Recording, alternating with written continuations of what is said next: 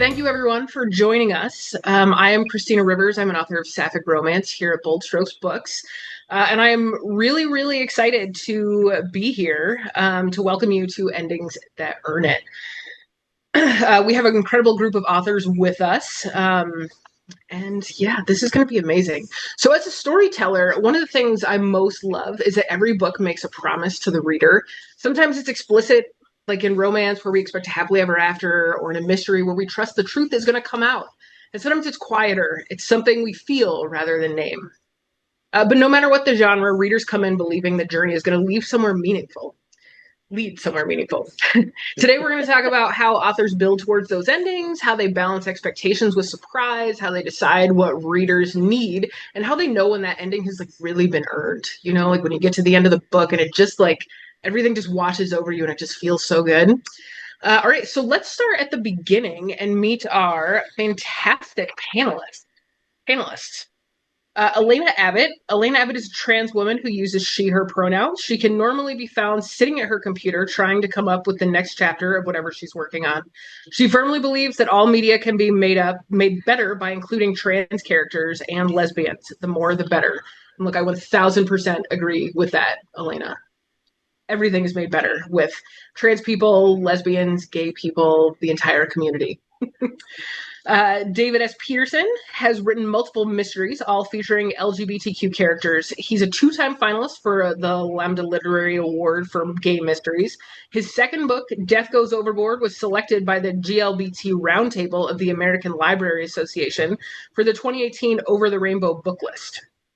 In 2025, he was asked to write a short mystery to be included in an anthology, Crime Inc. Iconic, where queer icons meet killer stories, a collection of crime stories inspired by queer icons. That sounds so fun, David. So fun. Heather O'Malley is a longtime writer who follows the story where it takes her, even if it defies genre conventions. Her most recent book is Goodbye, Hello, dealing with grief and refound love, and she has a story in the forthcoming Gender Ever After. She's a grandmother, activist, veteran, and lover of video games, reading, and her amazing wife. Grandbabies and cats keep her occupied while she toils away in the story mines for the next great adventure. Ooh, Heather, I really want to know where your story mines are, because I feel like I might need to drop by. Margo Glynn. She, her is an author of the sapphic road trip novel Anywhere with You and the second chance romance A Million Dollar Marriage. She's a librarian in Houston, Texas. Oh, I love that so much. Yeah. When she was a kid, she wanted to be an astronaut and novelist. At least she achieved one of those goals. So wait, hold on. Did you just get back from the moon trip around? No? Oh, novelist. No. Got it. She taught in South Korea for 2 years and loves Houston's subtropical climate. I just don't get it. And where she's able to grow avocados in her backyard. Okay, that I can get behind that. Her next book is a vacation romance set on a cruise with stops at gorgeous islands throughout the Caribbean. Meredith Doench is the author of the Luce Hansen sapphic thriller series and the standalone novels Never Say Die and Whereabouts Unknown. Meredith is an avid armchair detective and amateur web sleuth who loves all things mystery. She teaches creative writing and literature at the University of Dayton in Ohio. Oh, and I could definitely not forget my absolute favorite editor, Barbara Ann Wright, has won 3 Goldies, a Lesfic Bard Award, and 5 Rainbow Awards.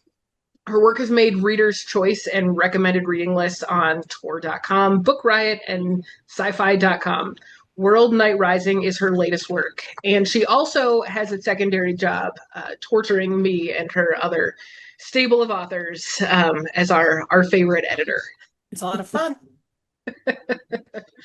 All right. Well, let's get started with a question. I feel like I'm glad that I'm not in your shoes because I think these questions are good, but they seem so hard to me. So let's start at the beginning. When you begin a story, what promise do you feel you're making to your reader, and how explicit is that in your mind? Barbara Ann, do you want to get us going? Sure. Since I write fantasy and sci-fi romance, I feel like it's not a happily ever after, but it's at least happily for now. Is going to happen at the end, and that the characters, the 2 leads, are going to live. I think that's a promise that I always make.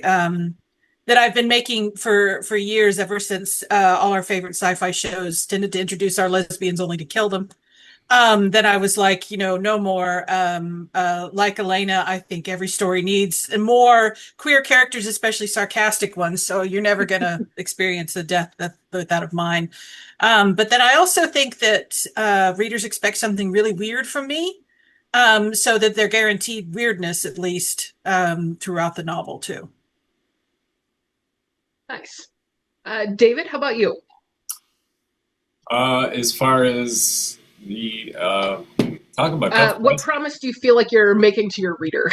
And how explicit is that in your mind at the beginning when you're like first starting a story or even as you're writing a story? Starting off with the tough questions already. Uh, I would say that with every mystery I write, I always make a promise to myself and to my readers that I won't make it unsolvable, for one thing. I won't throw in a last minute clue the detective discovers in order to figure out who did it. I want my readers to be able to conceivably solve the crime along with the hero. And I also, of course, make a promise to write the best story I can, which results in long days and lots of sleepless nights. I'm sure you can all relate. And even in sequels, I always make a promise that each mystery will stand alone so that the books don't need to be read in order. So I think those are my promises. Got it. Meredith, how about you? Yeah, so I write mysteries just like David, and I would echo everything that David just said. But one other additional thing that I really focus on and think about is that my protagonist, and usually it's more than just my protagonist, usually there's someone else too, that they're going to go through it in the novel, and they're going to come out different on the other end. And that this crime, whatever the crime is going to change them in ways that they don't expect. And so sometimes when I start writing, I don't know how it's going to change them necessarily, but in my head, I just know that this is going to be the big life changer moment for them. And so I'm thinking about that as well as all these other things about the promise to the reader about that I think that they deserve, like David said, they deserve in some ways some answers. Maybe not all answers, but some at least, so that it feels like that the case is closed by the time that the book is done. Wait, we don't get all the Not answers? all the answers. Well, I mean, I guess it depends on the writer. That's fair. Heather, what are the promises that you make to your reader? Uh, for me, what's really core to the story is the character's journey. I promise the character, the main character, will make it to the other side. They may be crawling and bloody, and it may be bad, and you'll possibly be thinking, how are you going to make this turn out to be good? Because I always write happy endings, always, or at least happy for now. It's not as bad as it is like 12 pages earlier. I guess And that's something. well, the characters gotta go through it. As a reader, you always want to feel good for the characters because you like them. As a writer, you can't just be nice to them because people will lose interest. So you got to put them through it. And so I guarantee they'll go through stuff. And like in my latest book, Goodbye Hello, it starts off talking about, gosh, I wish I could, get into a romance. And then the phone call happens, and she finds out her father is dead. And then when she finally goes back to the funeral, she runs into an ex. And so everything just starts spinning from there. And it's Mhm. just these stumbling into things in that book. And other things are much more straightforward. It all depends on what the book wants me to do with it. That's fair, Heather, and we will discuss that a little bit more later, what the book wants you to do with it. Margo, anything to add? Like Heather said, like the characters have to go through it. But I think the promise that I would make is that the journey will be worth it. With romances, you have that they want to be together, or they're figuring out that they want to be together. And but a lot of what keeps them apart is usually just like their own like personalities, and they tend to make themselves miserable for a little while. Especially with like I have a reunion romance, and I had a reader be like, I just wanted them to be like, come on, get it together and be happy. But you have to have that journey. And so I think that the promise that you make is that you're going to go through that journey, but that it's going to be worth it. And then there's going to be that payoff at the end that lets them be happy. Right. Elena, sorry that I stuck you as last, but anything to add after all these great answers? Not a whole heck of a lot. Just I wrote down a full and complete story for the main characters. Like I want to see them, as was said before, go through it, but also go through it and come out on top. Right. I guess the coming out on top, right? That nothing disappoints me more than when I get to the end and it's not happy and I feel like I've wasted however much time I spent reading that book. And I know that many people don't feel this way because, right, sometimes like a happy ending doesn't make sense. But to me, the world is so hard right now that I just need like something to make me feel better about it. uh, okay.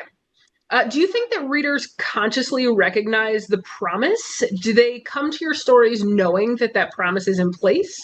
Or is it something that they only become aware of if it is broken at some point throughout the story? Elena, since I made you go last, I'm going to let you go first so that hopefully you can get your full answer out. Well, I think that depends on how avid a reader they are in that genre or of that author's books. Because I think if it's a new author to a reader, then you can really kind of mess with them a lot. They'll have no idea what to expect or what kind of promise you're promising them. But if there's someone who knows you a little bit more and knows a lot of your work, they'll start to suspect if you decide to go and break that promise. Right. Very, very fair. Heather, anything to add? Yeah. While I was writing stories online, a lot of my readers knew I would all but torture my characters. It would be absolute 700 miles of rough road with gravel and glass and meteors falling down on them. But they also knew they would make it to the other side, and it would be worth it. It's just they didn't know how I would get the character and how I would get them to the other end. But these people who knew my writing would know you can see the ending and you'll get there. It'll constantly be one discovery after another. And that's what I find, fun in the writing is where's my happy ending? How am I going to get there? What's it going to take? I love that. Meredith? Well, I think that people who read crime fiction or detective fiction, they come to this like they know how it goes or they know how they think it should go, right? And yeah, so they recognize the promise, I think, very much so that there's going to be some kind of a conclusion to the crime.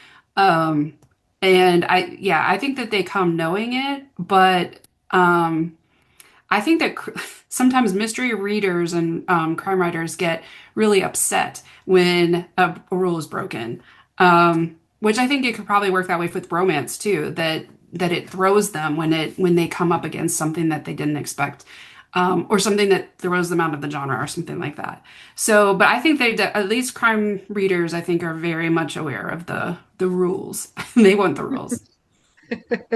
Right. David, you do kind of crime mystery stuff as well. Do you agree? Do you have anything else to add? Yeah, I absolutely definitely agree with exactly what Meredith said and really what everybody else said as well. But what I would add to that, sort of like Elena echoed, if it's a reader that's familiar with my work, it's a little bit different. And I have been told by my readers that they like my mysteries because I do keep them guessing, but that they can sometimes figure it out. And I think they like that. To me, reading a mystery is like playing the part of the detective, trying to solve the crime.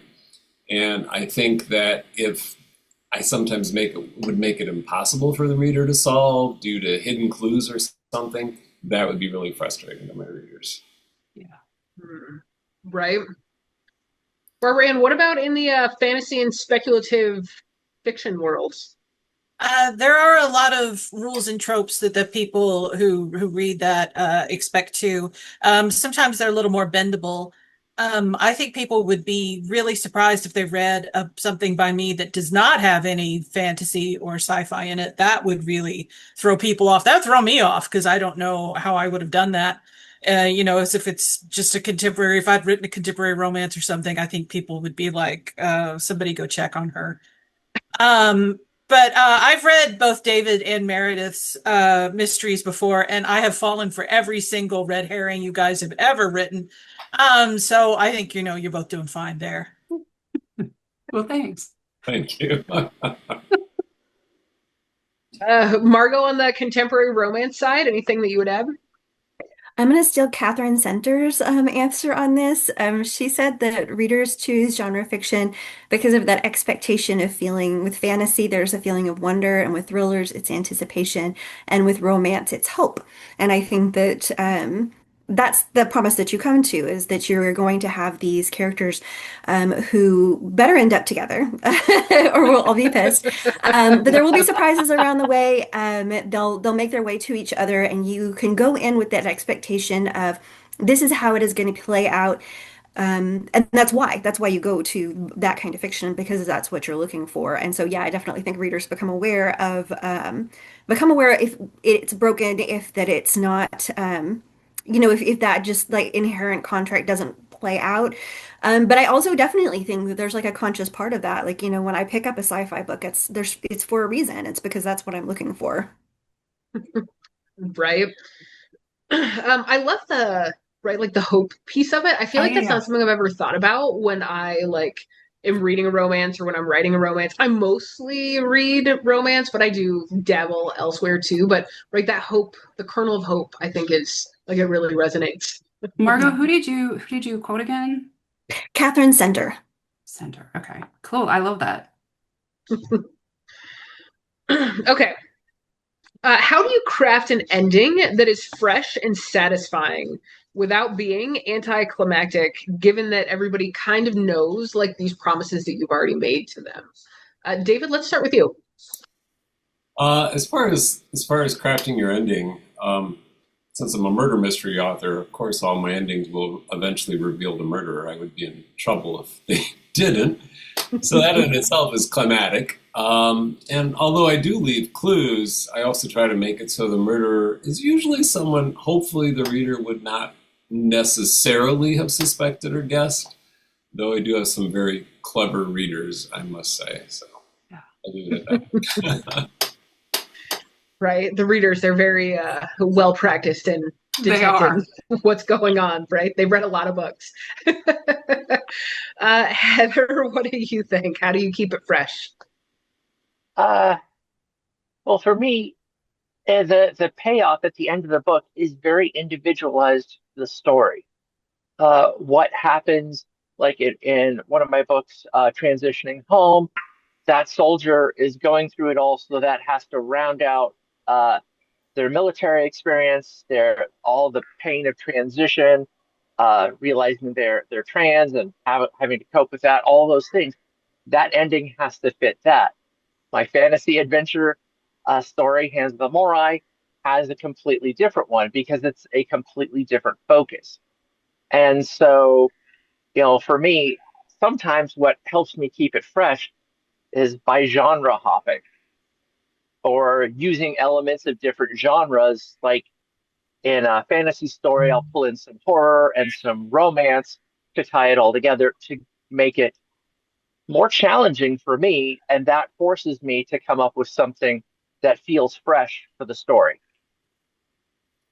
Yeah, I like that. Blending the tropes and yeah, that's great. Elena, thoughts? Much like Heather said, trying to find a new way to do things, whether that's genre hopping or even Elena, are you able to just speak up just a little bit? I'm having a hard time hearing you. yeah, sorry about that. My mic's not the best. As Heather said, genre hopping is definitely one that I've utilized in the past with some of my work. With with my newer stuff, my newer book is contemporary romance, and honestly, I was just trying to do something different than what I usually see. Like I had a lot of feedback on my earlier books about people not liking third act breakups, so I had to try to find a new way to kind of get around doing one of those, and just a lot of the tropes that we tend to see, switching them up a little bit and giving the reader something different to look at. Mm, yeah. Margot? Um, I have to write every way that it is not the right way until I guess I do a lot of rewriting. I think it's that. I think it's like looking at, hey, what take it from the top, let's go through, and then you get to that ending, and I was like, how is that? How does it feel to me first? Because that's going to impact how the reader feels. But yeah, again and again, I've learned that I have to touch on all of every conflict and major point of the story in those final scenes. With romance, what's going to happen, but that doesn't mean that there can't be surprises, and also that payoff has to have been worth everything that you put them through. Um, but I like to find the grand gesture, even if it's not like grand, like the typical, like what you think of as a grand gesture. It has to be grand for the characters. What's going to matter to them in that moment that really makes them think, oh, this is it. This is the moment that changes. Mm, right. I like that. Barbara Ann, how do you keep it fresh? Um, I think lately it's been by taking creatures of myth and paranormal creatures and bring them into modern day. Looking at how that's been done before, and then trying to do something completely different or trying to turn it on its head, which usually involves, making it gay, and then, introducing powers or situations or something that keeps it different.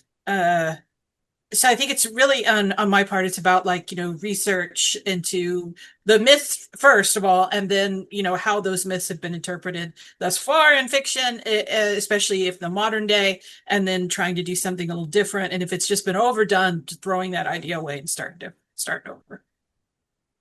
That sounds painful, throwing the idea away and starting over. It's not as an editor. I cut my own work just like I cut everybody else's. So no, if it's gotta go, it's gotta go. I mean, that's a comfort, right, to the rest of us.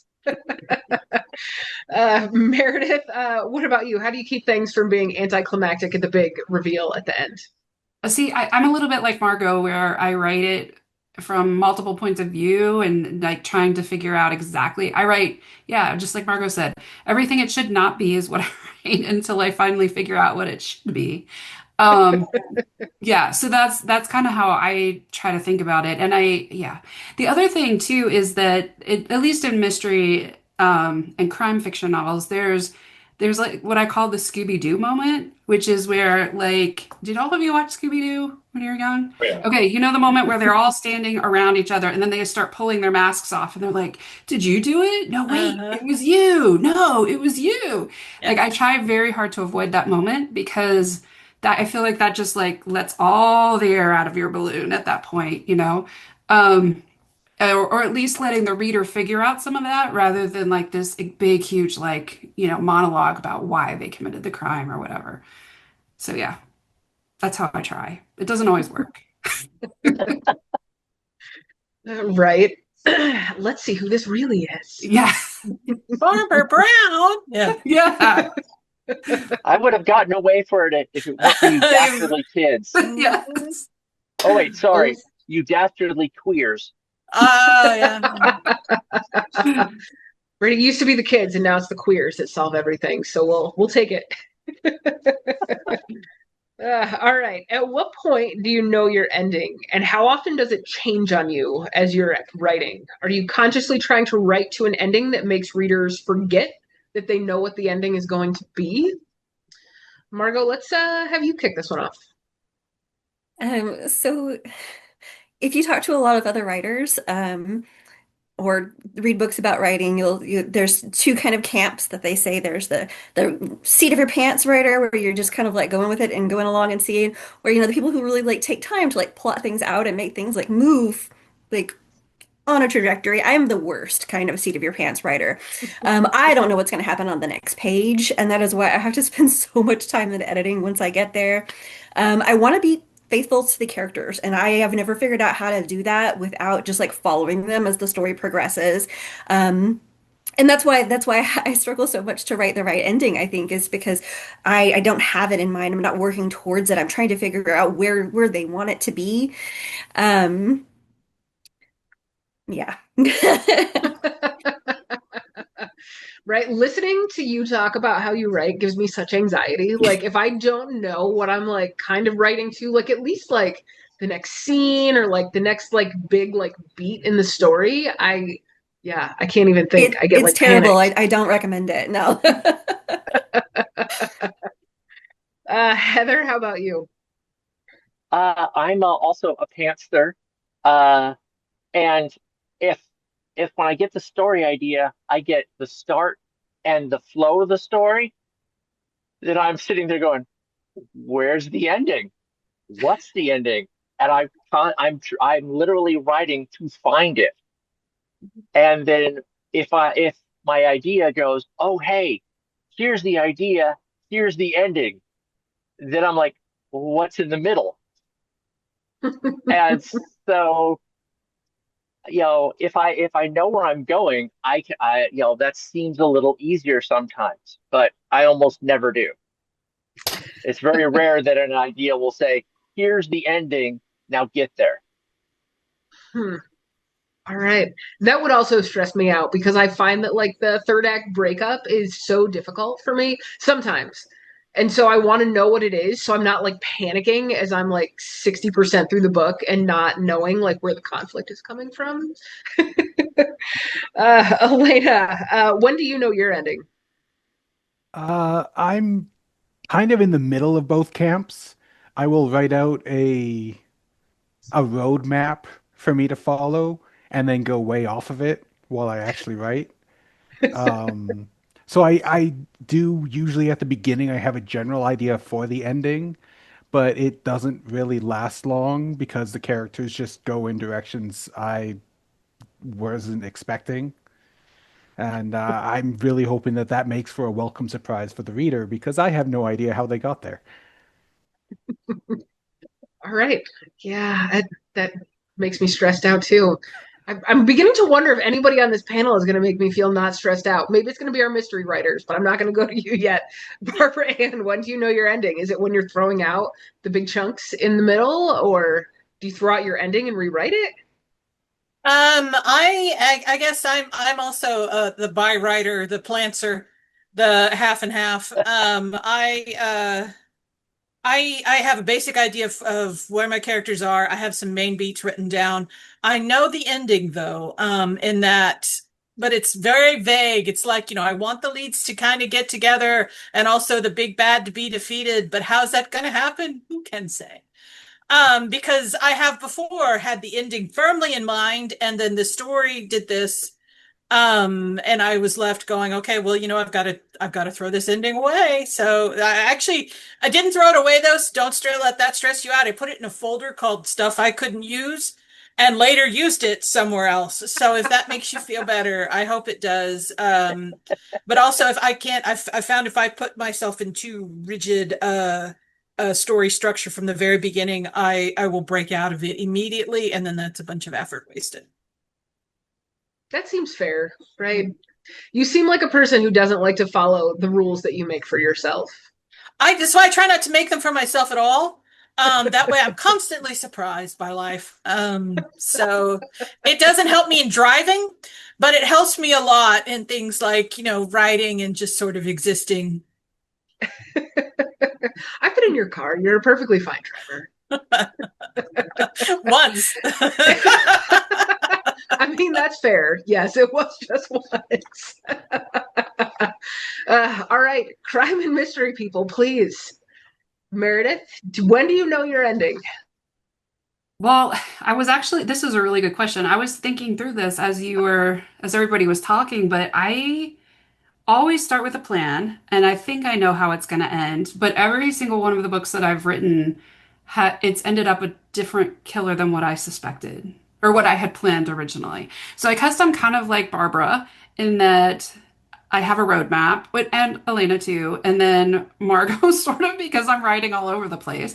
But it's more just to kind of figure out what each person is doing. But I've always had an idea in my head of who does it, and then it flips on me. And it usually flips on me like at the three-quarter, like, like at least halfway through the book, and maybe at the three-quarter mark, I'm like, wait, no, it's not this person, it's this person.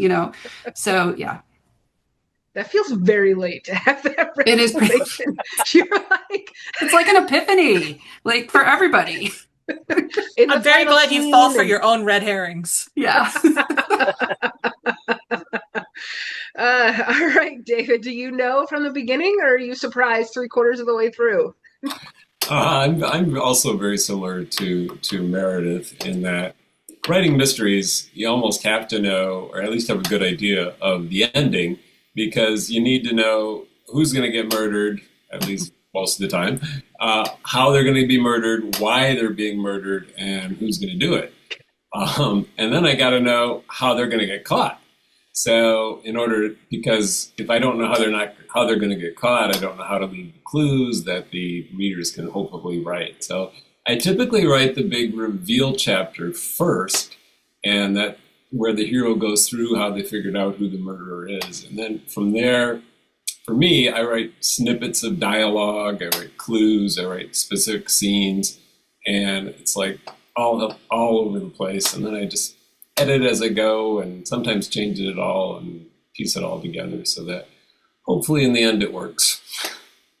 That's really interesting that you start with the scene of the reveal. Yeah. That's really cool.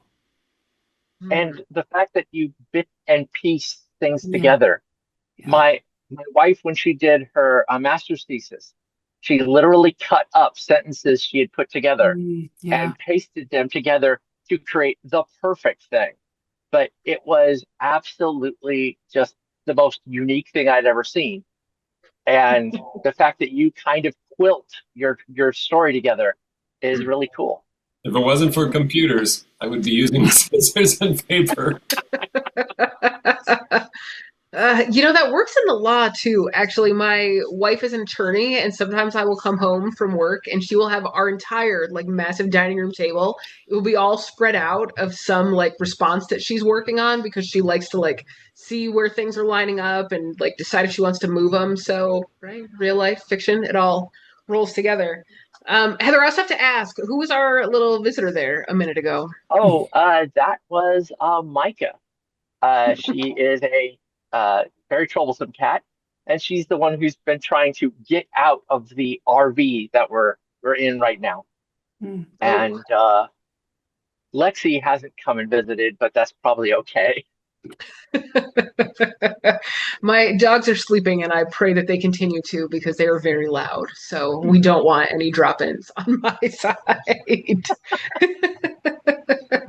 All right. What is the difference to you between a surprising ending and a satisfying one? Elena, why don't you kick it off? I think surprising endings can be very satisfying. But a big difference would be pulling the reader out of their comfort zone by going in a different direction completely than they were anticipating. Sometimes with what you're doing, it just turns everything on its head, and they really have to come to terms with that, or unfortunately, not finish the book. It's kind of up to them. Right. Meredith, what do you think? So I think that, like Elena said, that the surprising and satisfying kind of go together, especially for mystery and thrillers. But if it's surprising in a bad way, like that's where it's being pulled into something that's unbelievable, or kind of like what David said, like they have to be introduced to these people. You can't just like suddenly throw in a character who did it. And so I think that there can be bad surprises for some readers, with it. But usually surprising ending and satisfying ending kind of go together for me, unless it's a bad surprise. Right. Well, since you're surprising yourself as you're like Yeah. changing the murderer in, Yeah. the beginning of the third act. Yeah. Margo? I think that's a really tricky one for romance because there's no evil villain to pull the mask off of usually. I I do love a good twist, but I think with romance, like it has to almost be like a surprise almost has to be like a side thing. Because a surprise can't be like, oh, hey, we're not getting together after all, or we're getting together with these caveats. It's got to be something like on the side, like, oh, hey, you've won $1 million, or hey, you've gotten a beach house, yay. And those are great things. But no, I try to focus on the satisfying one, and if there are surprises, then that's good. That helps, that ending to feel more climactic because there is that surprise, that unexpected piece there. But yeah, I don't know. That's a difficult one. Right. We definitely, as romance readers, don't want a surprise of like one of the mains like dies. Right. We No. get enough of that on TV. We don't need that in our books. So, Yeah. David? Yeah, so for me, like Meredith kind of said, a good murder mystery should be both surprising and satisfying. Surprising in that, oh, I didn't expect the best friend to be the killer, and satisfying in that they also say, oh, but looking back, I should have figured that out because all the clues were there. And as Margo mentioned earlier, even though my readers know the murderer will be caught, I want them to be satisfied with how things wrap up. Not that they're saying, oh, I hate the killer was X. I really liked X. I wanted it to be Y because I hate Y. So, Yeah, I read a mystery once and there were just so many clues like the whole time. I feel like every reader was like, it has to be this person, it has to be this person, it has to be this person. And then it was this person. And so it was neither surprising nor satisfying. So I feel like that's even more important on the mystery and crime side. oh, that's a very good point.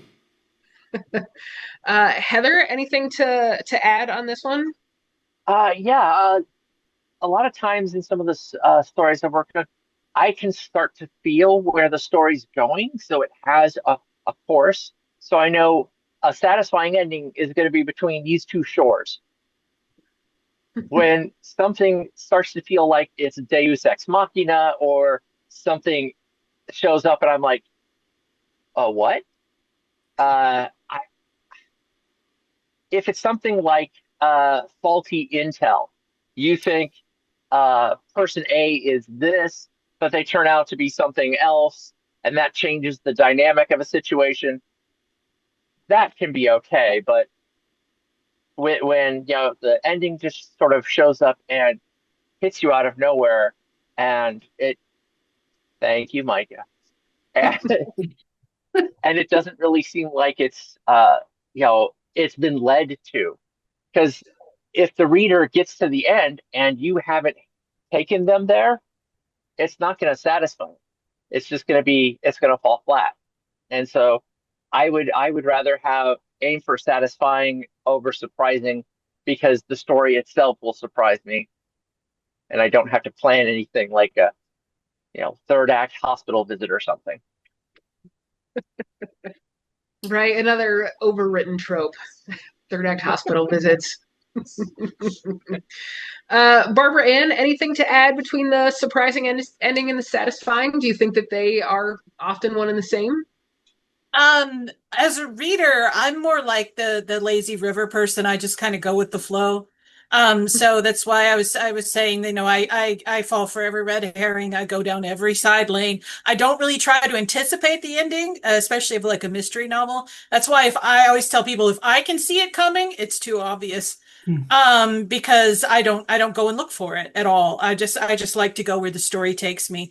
The only time, so I'm constantly surprised, so that's lovely. But the only time I'm not satisfied is when I feel like an ending isn't earned.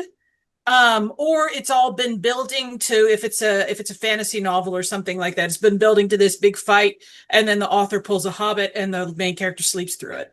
Then I'm like, no, now I'm very, very unsatisfied. I'm gonna write an angry letter. Yeah, no, okay, I've not read The Hobbit, and I did not know that he sleeps through the battle. Like, Yeah. what? He gets Oh, knocked unconscious in like the first few minutes. oh. Oh. Yeah, yeah, because Bilbo is such an amazing fighter. Yeah, it's like, you could have just sat and watched, and really no one would have blamed you. No one would have been like, oh, he's a coward. It's like, he doesn't know what he's doing. Just But watch. is he wearing the ring during all this? Like, he's wearing the ring and he gets knocked out? Oh, no, he just has the ring on him. He just gets knocked out by some random thing and he's unconscious lying there, and because he's so small, everyone overlooks him. Yeah. Loser. All Yeah. right. I guess Tolkien was running out of room. He was like, I want to write the big battle, but I've already got. Christopher as a kid would have made his life hell if he actually described the battle, because he would have been like, the Eagles were coming from the northeast, Dad, and he'd been like, oh. All right, back to our endings. Heather, you kind of alluded to this earlier, so I'm going to start with you. Tell me about when you've had a character refuse the ending that you planned, and what happened there. I was heading towards an ending, and I was like, okay, this is gonna go this way, and then the character wouldn't go that way, and I'm like, what's going on? And then I had to actually go back and read a lot more of what I'd written, and I realized I had missed something I had written in, but it was aspects of their motivation, and I hadn't done anything to help with that aspect, and that's why the character wasn't satisfied, is because this core part of who they were wasn't being addressed in the story, and I had it there. I just didn't realize I did, and didn't have notes on it because, you know, pantser, I just kind of wander aimlessly through the story, and so it's you get there and you're like, why is it not landing? And then you have to hunt. I had to hunt for what was the specific reason this character is not happy with this. Interesting. All right, Meredith, you have mentioned that at least your killers don't always cooperate. So, Yeah. have you had a character that refuses otherwise? I haven't had any of them refuse, but what is usually a clue to me is if it's super hard for me to write, like, like I'm really struggling and it's taking way longer than it usually takes. That's usually because it's a clue to me that I'm forcing it, and that sort of signals to me that that it's not that it's the character's not necessarily refusing, but they're not happy either. And so that's what gives me an idea to change to something else. But yeah, I've the word refuse is pretty interesting. I'm curious about other people who've had like I can just imagine the characters just like, I'm not doing it. Has anybody had that? Heather, If you have, raise your hand and I'll call on you next. wow. Let's start with Elena. In my newest, I've had. I was originally planned to be a novella. It was only supposed to be about 30,000 words. It wasn't supposed to be as long as it was. But as I was writing it, both characters, both Sabrina and Delilah, were just like, "No, we got more to say, and we're not done yet. So you're going to keep writing this, and you're going to see where we go." And I was just like, "Okay, just don't hurt me."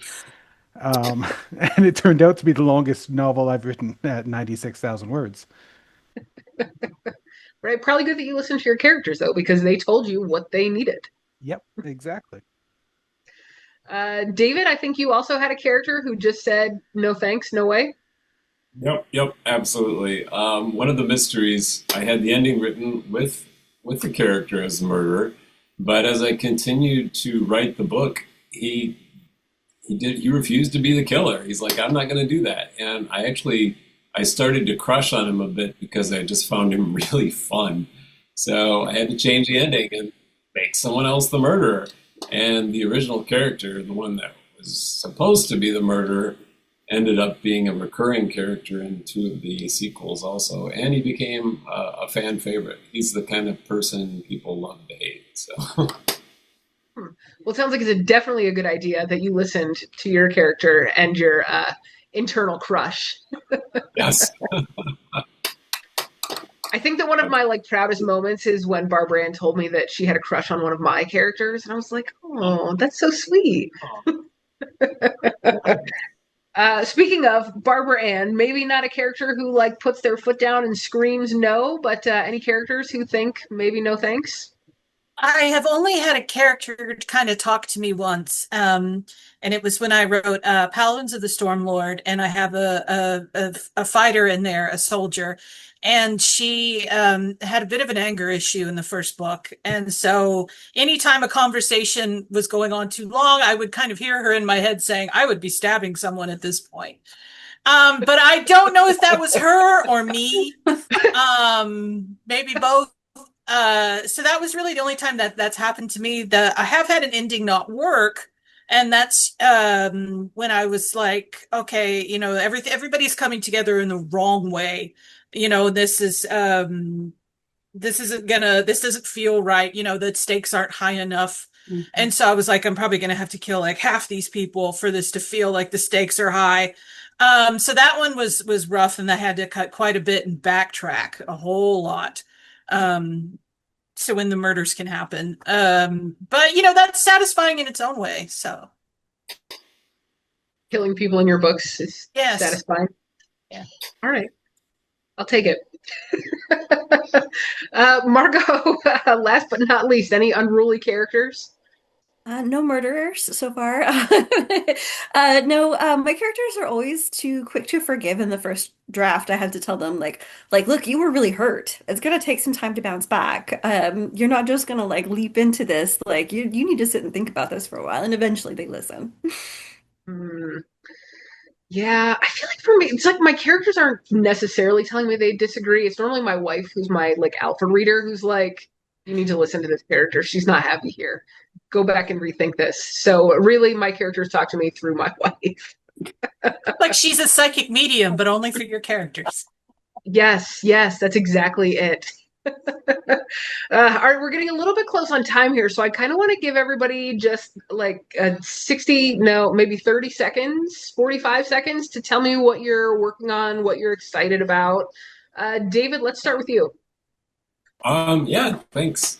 This was a lot of fun, by the way. Everybody's great. My latest book is A Death After Dinner, which will be out this July. I'm very excited about that.